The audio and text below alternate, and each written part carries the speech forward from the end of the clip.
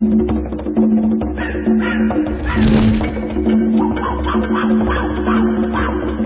guys, Jungle Explorer here, and today I'm going to be showing you the Akaso Brave 6 Plus action camera. This was sent to me by the Akaso company, and I've had it for a few weeks, and I've taken it out and I've done a lot of videoing with it and testing with it, and I'm going to show you all those tests today. Before I start that, let me just kind of go through some of the basic things with this camera that are a little bit different than some of the other action cameras that I've used and reviewed in the past. This one comes with a brand new case design, very different from the other cameras. Most of the other cameras that I've reviewed in the past, they have a latch up top that you open it up. This has a latch on the side. Not a big fan of this right here. I mean, it's not, if you have small fingers, it's okay, but it's real hard to get in there. I have to really kind of dig my fingernails in and bend them backwards. It's a little bit difficult to open this latch. Man, I really have to work at getting that latch open. So that could be a little bit improved there, but I mean, you know, it is intended to keep it closed and waterproof. Let me go ahead and take the little camera out. All the video that I shot, except for a couple of scenes, was shot inside the waterproof case. So there's not going to be any audio in the footage out of this camera. So I'll just replace the background with some music while I'm showing you the films. Because it does not pick up virtually any audio while in the waterproof case. You can take it out, and there is a little microphone on it, and it does record sound, and I'll have a couple of clips where I did do that so you can hear the sound it records. Honestly, action cameras don't have the best microphones, and I prefer recording everything on an external high-quality microphone such as the Rode Video Micro or some comparable microphone to get good quality audio, okay? But anyways, I do like the little camera. It's very different than the other cameras I reviewed. One thing I do like about it is you can see here that it's flat, okay? On the other cameras, the little fisheye lens sticks out. So if the camera lands like that, I've had several of them that got damaged because the lens stuck out past the end of the frame around it, and so if it fell over, which they're kind of, you know, they're really not a stable deal. They literally want to fall over on the front, and I've damaged some of the lenses on some pretty good cameras because they stuck out. This one has this little ridge that comes around here, and it has a flat piece of glass in front of it, so if it lands like that, it's not going to damage. That's a significant improvement over the other cameras that I've tested. This right here is the battery compartment. It's like that. Pop it up. Battery right here. SD card goes right here. Okay. That's pretty good. I like that battery case design. It's not too bad. Better than the ones that were on the bottom. Over here, obviously, is your port for your different... This uses a USB-C cable instead of the normal USB micro cable, so it's an upgraded to the new USB-C cable. That's pretty good. They include that cable in the box, and then it has the other mini HDMI cable there to send video out to your TV or something like that. Other than that, it's pretty standard. Let me go ahead and turn it on here. It's not the fastest startup time. I would say maybe 2 seconds. You know, every time, even though the SD card has been in there, every time it turns up, it says preparing the SD card. The touchscreen on it is very sensitive, very easy to navigate. It's super sensitive touchscreen, and you have some information. It shows it's in camera mode down there. You can change that by pushing on the power button. Then it goes to the play mode, and then to the settings, and then pressing the power button again will take you back to video mode, and then it shows you it's shooting at 4K. I shot everything in 4K on this camera, and so we'll talk about how it did in all the tests. I ran it through a battery of tests that I'm going to show you, and you know, just let you make the decision for yourself how you think it did. I'll make some comments along the way. So okay, let's go ahead and get right into the footage, because that is the most important thing. Well, I've come out here to a state park to do a little hiking, and so I'm going to get this Brave 6 Plus out of my camera case. Here, pull it out, Has batteries there, tripod, GoPro head mount. I think I'll put it on my head to start off with. There's some little creaks and stuff that I'll maybe carry the tripod along to do some filming with. So let's start with that.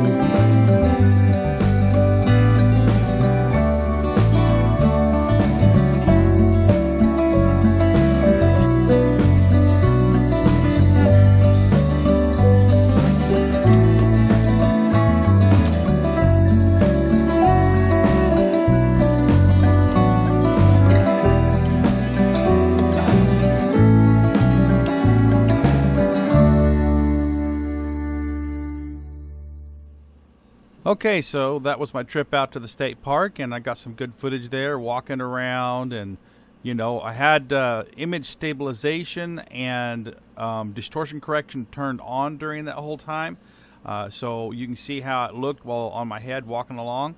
And there at the end, I did some kind of a still shots there. They were just still video to kind of show some detail, and like in the bark of the tree and the grass and the water, because I really like to see 4K video when it's really still, not walking around, because that's where you really get the good impression of how clear it is. Okay, so I did a couple of things there that I want to compare. As you saw, I had my smartphone, the Galaxy S8 that I was carrying there, and I was filming, and I'm going to do some side-by-side comparisons so that you can tell exactly how this performed versus the S8. So let me go ahead and throw up the videos in sequence. I'll throw up the Akaso Brave 6 Plus first, and then I'll throw up the footage from the S8, and then I'll throw them up side by side so you can see those. Okay, so here's a shot that was shot with the Akaso Brave 6 Plus in 4K, so that you can kind of see the detail and the color balance and everything, the lighting. And now I'm going to throw up the footage from the S8. So here is the sample footage out of the Galaxy S8, and now I'm going to throw them up side by side. So here they are side by side, and we can see that the Galaxy S8 is a little brighter, and the Akaso is a little darker, a little more contrast, but they both look pretty decent. Now I'm going to show you some what I call complexity samples. So I'm going to show you some 4K footage out of the Akaso Brave of the bark of a tree in pretty close proximity, so you can see the detail there. So here you can see the detail the camera's picking up on the bark of this tree. And now I'm going to show you the S8. You can see the S8 is more greener a little bit. Let me throw them up here side by side. So this is, you can see that the Akaso is a little more towards the red hue. The Galaxy S8 smartphone is a little more to the green hue, but they both have pretty good detail overall. Okay, now I'm going to show you some still shots that I took at maximum resolution with this, and then I'll compare them with the S8. So here is a road, and a wildflower, and a cloudy sky with a little bit of blue showing through, and a little river, a little creek. Now let's go, these are the same shots taken with the S8. The cloudy sky, the flower, and the river. So that kind of gives you a comparison of how it did. Okay, so now let's compare these images side by side, and we can see that the Akaso is shooting in square box and the S8 in wide angle. Also, I'm seeing a little more contrast and color on the S8 than on the Akaso, but it's not a bad image. Not quite as good as the S8, but pretty good. Okay, now I'm going to do a microphone test to let you see how good the microphone is on this camera. So first we're going to do a bubbling creek for you.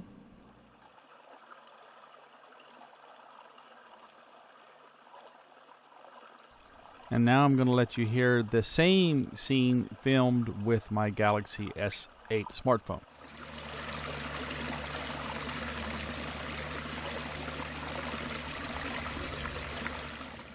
So obviously the microphone on the Akaso Brave here is not nearly as good as the one on the Samsung Galaxy S8, but that's pretty typical of all action cameras. They're just not known for having super great microphones. So let's move on to the next test, which is the image stabilization test. I'm going to hook this to my ATV and I'm going to take it out in the woods and give it a good try out and see how it handles.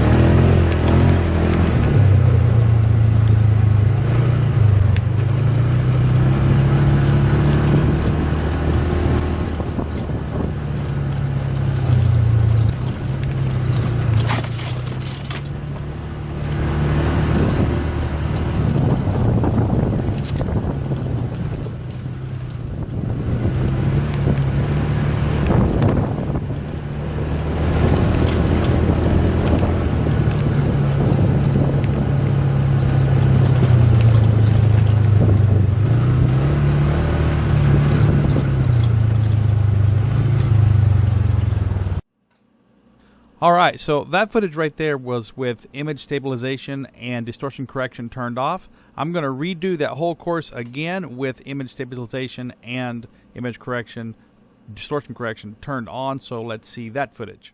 Okay, let's go, come on.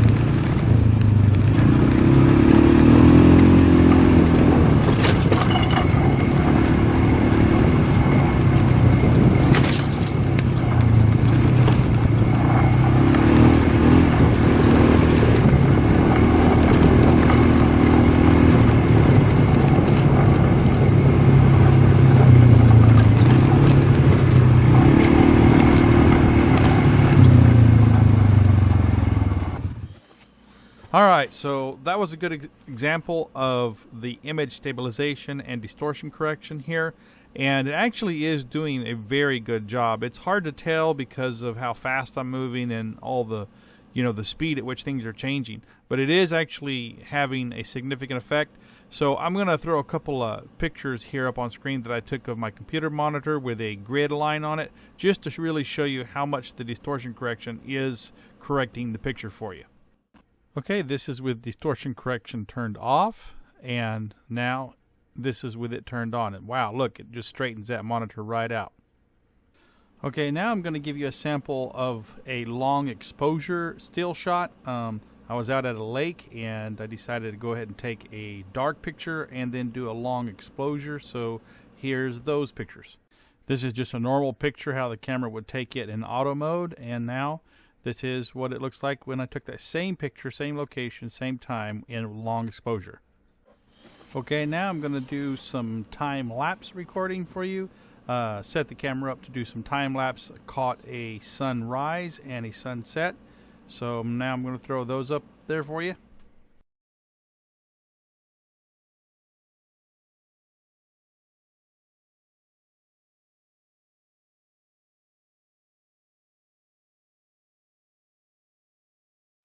Well, all right, guys. Well, I hope you enjoyed that. I went through a battery of tests for you, trying to demonstrate all the capabilities of this camera. It's a new camera out on the market. It's been out about a month now. And it did very well in my tests, especially the image stabilization. That was some of the best I've seen in any action camera. Really smoothed that video out. I was very impressed with that. Obviously the distortion correction, as you saw, really works well. The 4K video is very, very sharp. The detail's very good on it. Battery life was really good. I really had no troubles with overheating or anything like that with the camera. It just seemed to work really good. Touchscreen's really good. About the only complaint I have is that it leans a little bit to the red hue, which the videos are just a little bit more redder than I would like them to be. I prefer, things that are accurately color balanced, and it's just not perfect in that area.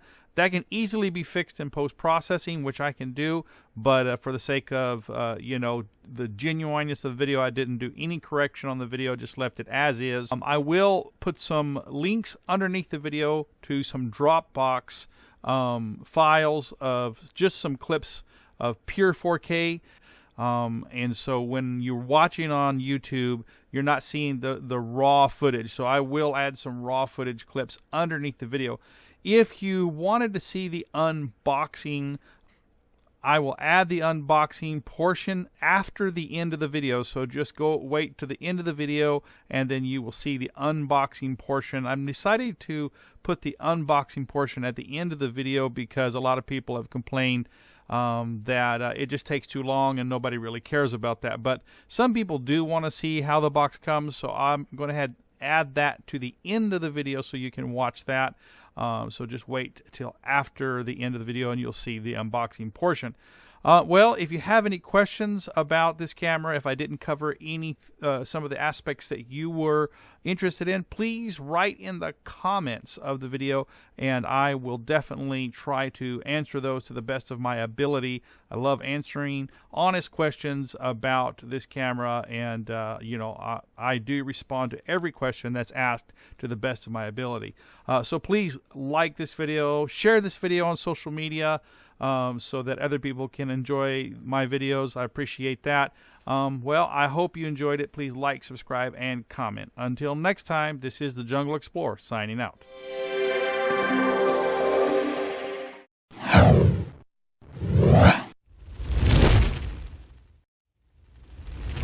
So let's go ahead and get it out of the box. Pull that off. Set that over there. Got a little magnetic front on it. Boom. All right. Okay. It's got a nice little waterproof case. It's a little different than some of the other models that I've looked at. Most of them have a latch on the top. This one's got a latch on the side. Buttons are different. Still a waterproof case, just a little bit different configuration here. I can't get to this latch. I've got big finger, guys, and I recently chopped all my fingernails off, so I had to use this SD card here to kind of get this latch open. Couldn't get underneath it. All right, so let's see. Let's pull it out of the box here. Take a look at it. This one has kind of a little lens over the lens to kind of protect the lens a little bit. I like that because I've had some of them lenses when the camera falls over, it just literally lands on that round fisheye lens and scratches it, and I've lost some cameras due to that, so I like that flat surface there. That's pretty cool. They're thinking ahead there. Okay. Let's see what this is the battery compartment. Oh, okay, look right there. That's where the SD card goes. I was expecting it to be over here like most cameras, but actually it's right there. We'll get the battery out of the box later. On this side, what do we got here? We've got two cable ports, and this one looks like a USB-C cable, not a USB micro, but a USB-C cable. I bet there's one in the box. And then that other cable, which I never used that, I'm not sure what that's for. Probably some other, type of connection there. But anyways, let's go ahead and get the rest of the components out of the box and see what else we got with this. Okay, so let's see here. We got bag 1, bag 2, and bag 3. Oh, okay, so that's cool. They've got on these nice little bags here. Let's just dump it out. In bag 1, what do we got? Okay, got some cords and straps. Let's see here. Spread this out. Here's a couple of mounting bases or quick connect bases. Here would be, I guess, a hat clip of some kind. Some extension arms.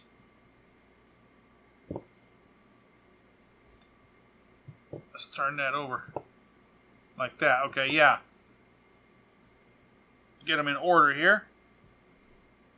Alright. A couple adapters. Tripod adapters. Okay, here we got. Here's an offset clip. Handlebar, bicycle handlebars. An external case for the camera when you don't have it in the waterproof case. A couple adapters and some more Velcro straps. Alright, so that's what was in bag number 1. Now let's look in bag number 2. Bag number 2. Ooh, double battery charger. Cool. Yes, a remote. Love these remotes. A strap, basically a wrist strap, and 2 batteries. Alright, so that's good. We got 2 batteries.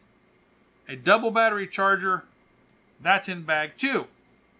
I'm sorry, bag 3. Okay, that was bag 3. Now this is bag 2. What do we got in bag 2 here?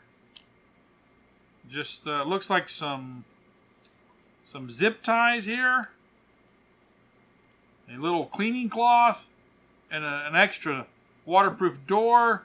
And there's the USB-C cable and a couple extra double-sided sticky tabs for the quick plates there. So that's what comes in the box.